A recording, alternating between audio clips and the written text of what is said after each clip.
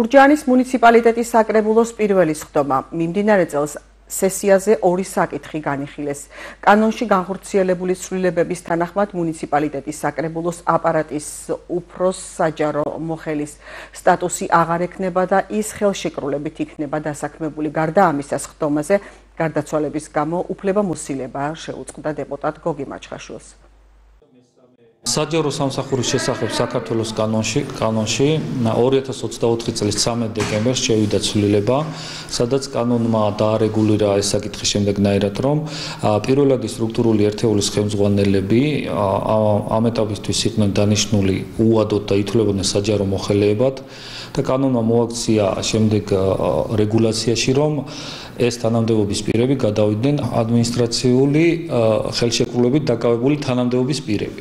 შესაბამისად, ეს კანონი გავრცელდა ჩვენ ადმინისტრაციის ხელმძღვანელზე, საჭირო გახდა ცვლილება და ადმინისტრაციის ხელმძღვანელი გადავიდა ადმინისტრაციული ხელშეკრულებით დასაქმებულ პირად. რაც შეეხება შემდეგ საკითხს, ეს იყო ყველა მიცით ძალიან სამწუხარო ფაქტი მოხდა გურჯაანის რაიონში. გარდაიცვალა ჩვენი კოლეგა და დეპუტატი ბატონი გოგი მაჩხაშვილი და ეს საკითხი იყო გურჯაანის მუნიციპალიტეტის საკრებულომ მიიღო ცნობად. ამ ცნობას გადაუგზავნის გურჯაანის საოლქო საარჩევნო კომისიას, რომელიც საქართველოს კანონმდებლობის შესაბამისად ადგილმონაცვლეს მოგვაწვდის და მაგ საკითხთან დაკავშირებით იმსჯელებს შემდეგ შეხვედრაზე საკრებულოს.